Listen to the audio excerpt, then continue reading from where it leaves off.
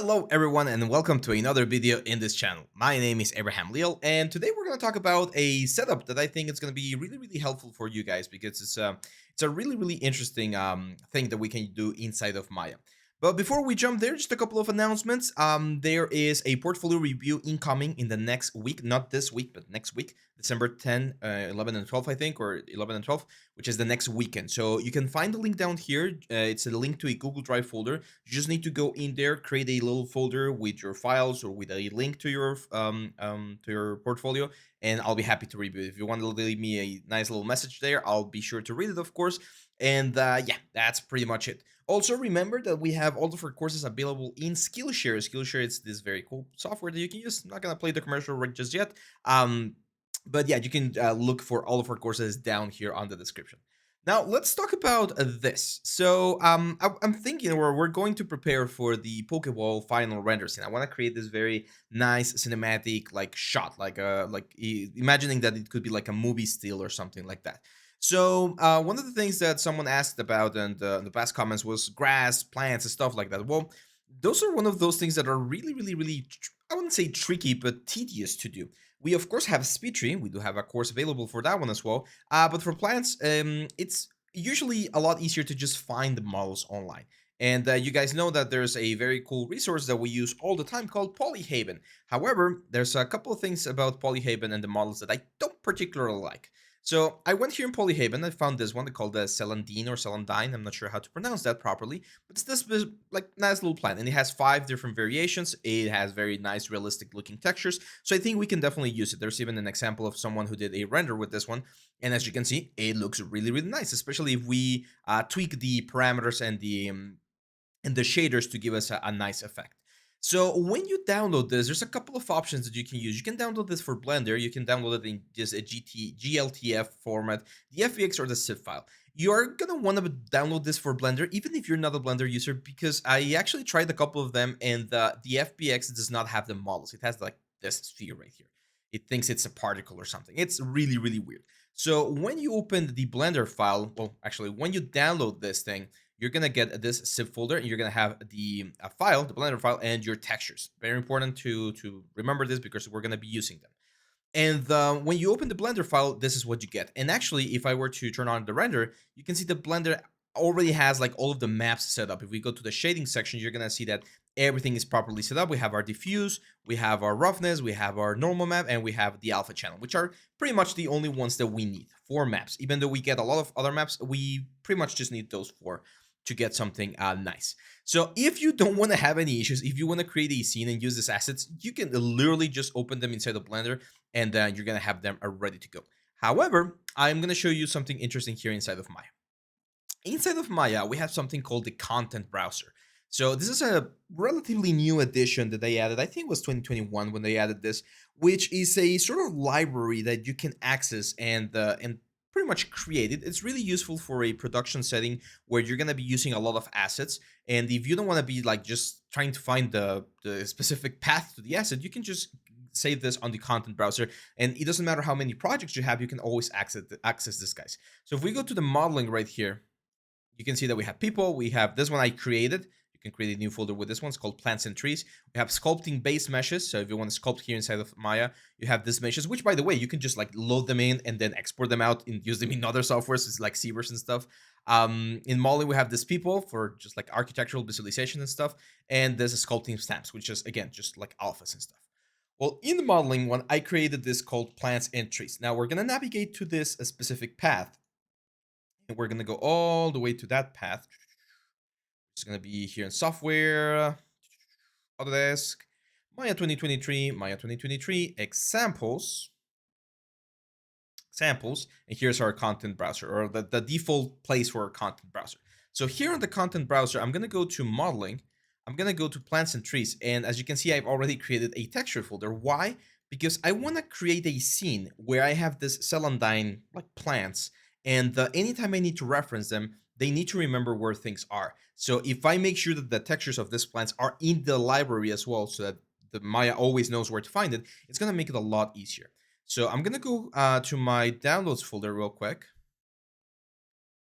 Downloads, there we go. And here we have the textures for the celandine. As you can see, Or actually, that's not the one. Where is it? Celandine Blender. There we go. These textures. There we go. These are what we want, and we're gonna extract them and place them here instead of textures. So as you can see, we have the alpha channel, the diffuse, the normal map, and the roughness, which again, it's pretty much all we need for our plants. Now that we have this, what I'm gonna do is I'm gonna save this file, the Celandine file that I have right here, which by the way, I actually already have on my desktop. Let me just create a new folder. That's fine. Let's just save. This is a completely new folder, and if we navigate to my desktop real quick, I hate this new tab system. I don't like it. Window. There we go. We can navigate here, which by the way I have a mess. So I need to clean this up. I'm gonna navigate again to my software place to the content browser. So again, Autodesk Maya 2023 examples, and here on modeling we have plants and trees, which again that's a folder that I created. It's my new like place where I'm gonna place all of this stuff. And if I go over here to my desktop, I can grab in a Celandine. Where is it? Celandine plants. There we go. So it's gonna be right there. We don't need it on the desktop anymore. Let's just delete it, and there we go. So why is this important? Well, because now I can go File, or I can go to my content browser, and if I go to plants and trees, you're gonna see that we have the Celandine option here. Now I can right click, import this whole file, or create a reference, any of those two. I don't want to do any either of those just yet. I'm just gonna open the scene, and I'm again gonna navigate all the way over there, because I want to set everything up properly on that file so that anytime I import it, we don't have to do everything again. So let's go again to examples. Modeling and plants and trees. There we go. We're gonna open this one. Perfect. Now, if I select all of them, you're gonna see that they already have their material. It's called Celandine001, but it's a fog material. I don't want that. So I'm gonna right click and I'm gonna assign a new material. I'm gonna do Arnold AI Standard Surface. And I'm gonna call this M Celandine. There we go. Now we're gonna go to the hypershade. The first thing I'm gonna do is I'm gonna say edit, delete unused nodes so that we don't have anything that we're not using. Seems like we're using some standard surface somewhere, which is really weird, which shouldn't be. But whatever. So now on this celandine material, we are gonna rebuild the specific element. And this is one of the things that it's a little bit unfortunate, because if I were to change computers, it's not gonna find the same content browser, right? So you probably just want to do this if you're gonna be just using the same computer, or if you know that the content browser is always gonna be on the same place, because otherwise it's gonna be a little bit difficult to find it. Software, Autodesk, Maya 2023, Maya 2023. We go again to examples. We go to modeling, plants and trees, textures. We grab all of our textures and we bring them in. There we go. So now we have all of our textures and we can start setting up our material. Here. Let's start with the first one, alpha channel. Alpha channel is super, super, super easy. We're gonna grab the red channel of the alpha channel because I'm not sure if this has an alpha channel, and you can just grab it from the red channel. And this is gonna go into the opacity map. Okay, I think we can grab the out color in this case. And there we go. Important thing, we're gonna change this to display or utility raw, because it should be like a complete black and white. We don't want any modifications there. Diffuse, that's the color of the object. Simple. Color goes into base color. Normal, it goes into normal camera. There's two ways to do it. We can use an AI normal map, or we can just, what's the word? Or just a bump map, whichever one you prefer. I am actually going to use a AI normal map. I'm going to use an AI normal map node, and we're going to output the color into the input of the AI normal map, and there we go. And finally, the roughness. This one is set to raw. That's perfect. And in this case, I'm going to grab the out color R, and that's going to go to specular roughness. Why the out color R? Because remember that specular roughness is expecting a float value, so a single number. So that means that we can't connect the out color right there. It's not going to allow us to do so. But you can grab the red channel, which pretty much has all of the information that we need.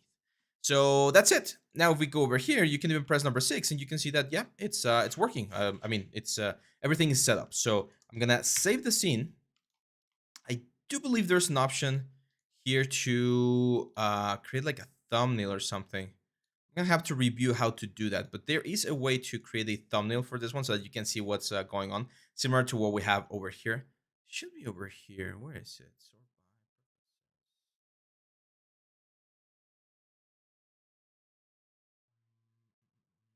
by. It was on Windows content browser. Where was it?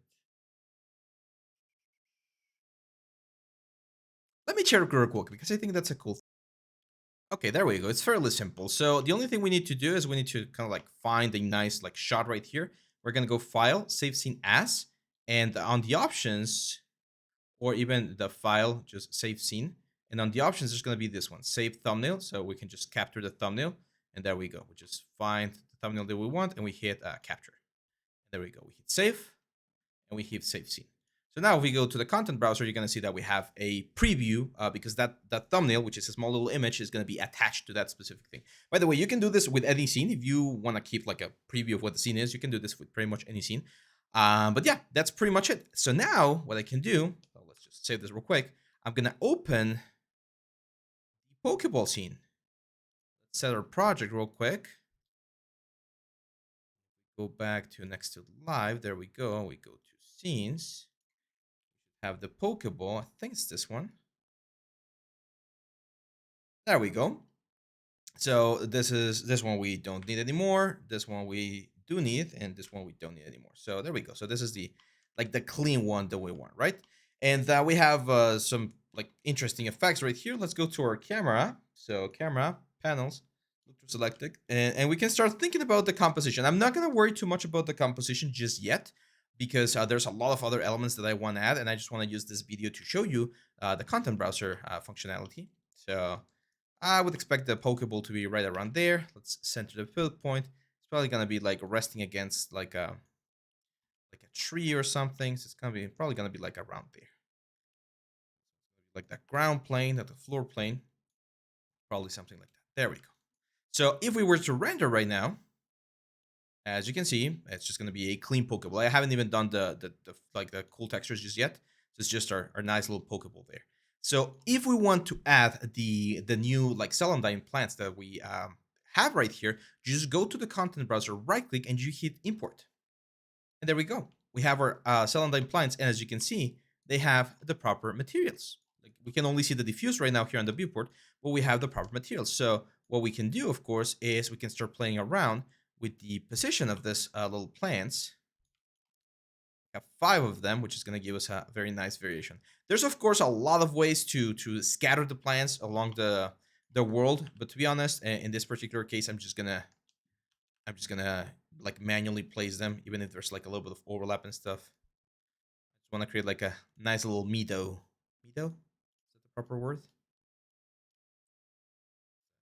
Interesting thing about like a secondary languages, right? Or when it's not your mother language, you don't really know sometimes if the word is correct or not.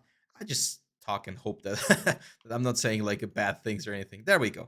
So let's save the scene, but again, we're not saving the Celandine scene. That scene is it's on its own. It's on the content browser. So at any point, if I ever need to bring some of these plants in for any other project, I just need to reference it in or import it in, and that's it. It's all set up so that I can just reuse this. Yes, it took us what like 10 minutes to set it up. If we were using Blender, you can do that a little bit faster because it's like the polyhaven is specifically set up for Blender, or it's not the polyhaven. The things are like a little bit more optimized for that one. But as you can see, it's not bad, right? It's not a bad process. So now let's save this quick and let's do a render. We need to do a render to see if this is working. So let's render. And I'm gonna pause real quick while this renders. Actually, might be fast enough.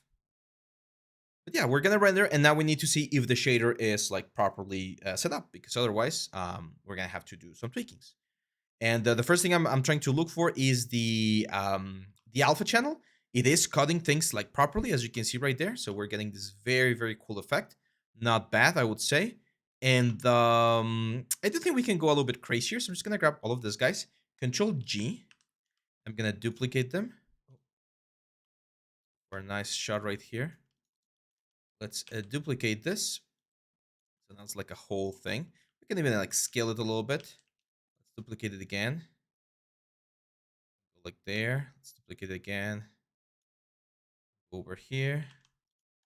Then we can grab a couple of this, just like And closer. Go panels, and let's look for the other camera.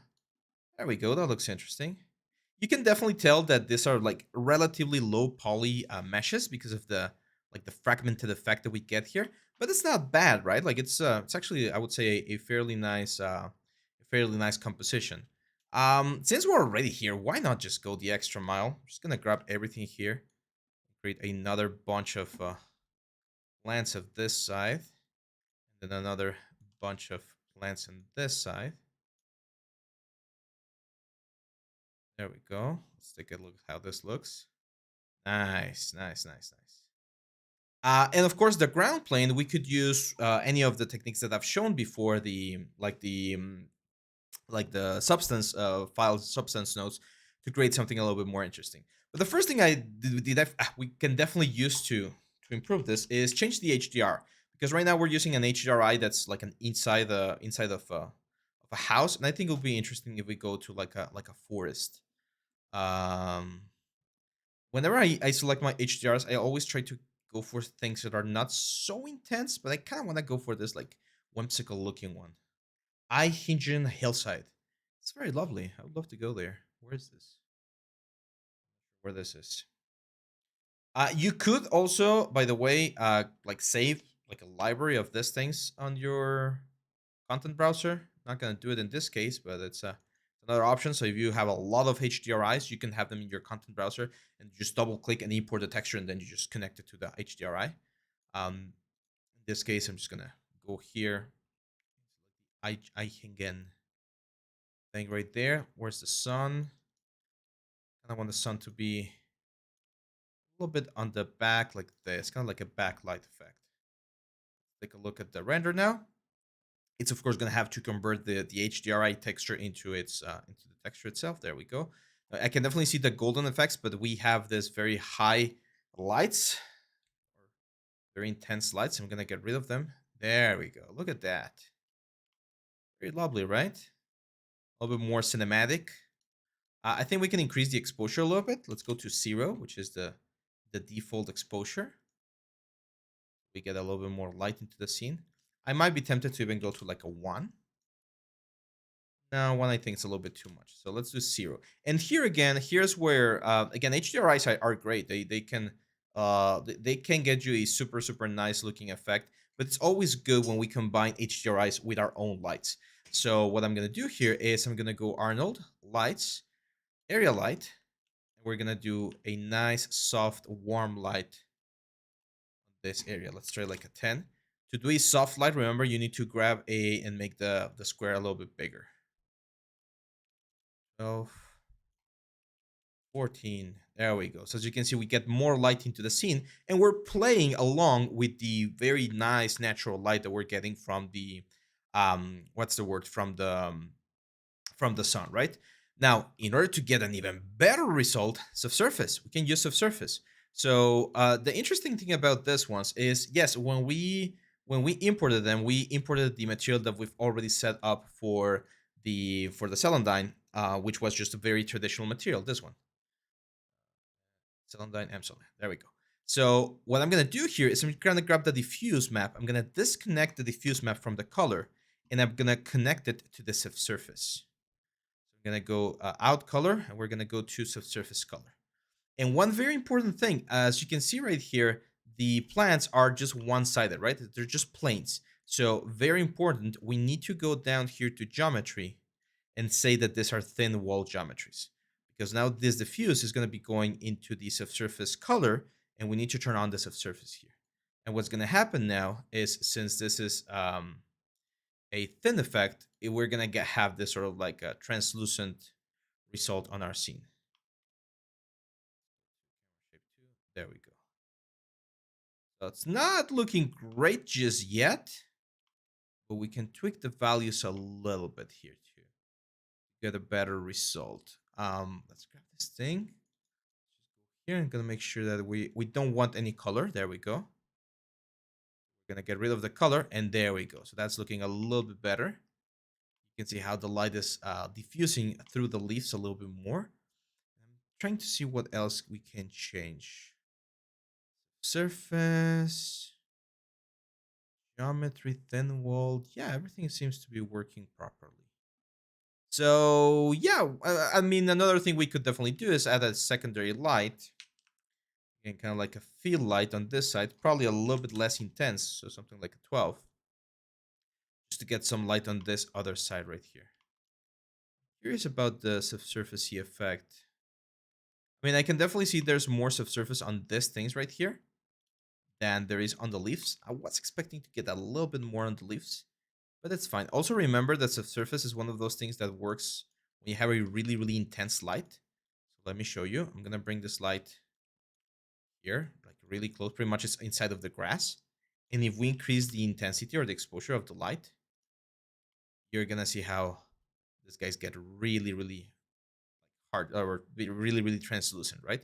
Even like the leaves are not like doing it as much, but you can definitely see it on the flowers and stuff. So you can definitely play around with this sort of stuff, this sort of effects, and you're gonna get more or less subsurfacey. I like that, like painting a little bit of the effect. So yeah, that's pretty much it, guys. As you can see, in a very, very simple way, we can add this. I'm just going to show you one last trick. So thank you if you have waited until the very end of the video. We're at 20 minutes now, and I know the attention span nowadays, even like I suffer from that. We don't tend to watch a lot of stuff. So if you're watching all the way until this point, thank you very much. I'm gonna say look through selected, and I'm gonna go to the camera, and down here on the camera, if I select the Pokeball, you're gonna see that the Pokeball is at 49 or 39 units away. We're gonna go to Arnold, and we're gonna use a depth of field. The focal distance is gonna be 40, and the aperture size, let's start with a 1 and see how that looks. So what that will give me is we're gonna get a really, really powerful blur on the front side and on the back side, and only the 40 units away is the one that's going to be in focus. Look at that. It's beautiful, right? It's really, really nice. It gives us a very realistic effect. So again, I'm going to continue working with this in just one more video. I promise. We're going to do one more video. I need to do the content browser thing. We're going to do like a tree stump and like a rock and stuff like that to get like this very cool cinematic look. And here, of course, I'm going to bring this down to something like a 0.2. I don't want to blur everything. I do want to have a little bit of blur, as you can see here on the front, and a little bit of blur there on the background. And then we have the Pokeball right here. I'm going to go to the options. I'm going to add an imager. I'm going to add a couple of imagers actually, because I think this looks very nice. So first of all, I'm going to use a lens effect, and we can use a little bit of bloom. Bloom is good to just punch the highlights a little bit more, and vignette, of course. Vignette is really, really good, right? Like it always adds this sort of like interesting contrast. And we can add something like color curves, for instance, and we can say, hey, you know what? I want to make this image a little bit warmer. So that means that we're going to go to the blue colors. And if we bring the blue colors down, we're going to go a little bit more into the yellows. We can bring the colors, the red colors up. It's going to be like a sepia tone. There's a lot of stuff you can do here. I think we also have like, I'm not sure if we have the color correct. So we can lower the saturation, for instance, if we want to go for like a sepia tone. We can increase the contrast, and this is pretty much as if we were taking this into Photoshop and doing like different things. We can increase the gamma. It's fun. So make sure to play around with this ones if you want. Right now, I think I'm just gonna keep the lens effect and the denoiser for now. But we're gonna be working with the composition, and as you saw, it's very, very powerful. Now, anytime I need these little flowers, I just need to go to my content browser, and they're gonna be right there. So hopefully you guys like this the video, and hopefully you guys like where this is going. I'm gonna stop it right here, but I'll see you back on the next one with more 3D content. Make sure to leave a like, share, subscribe. You know the drill. There's a couple of recommended videos here. If you want to check some of the other stuff in the channel, make sure to go there and give it a look. And remember, comment, and you might be a winner at the end of the month for the fan of the month. So thank you very much, guys. I'll see you back on the next one. Bye bye.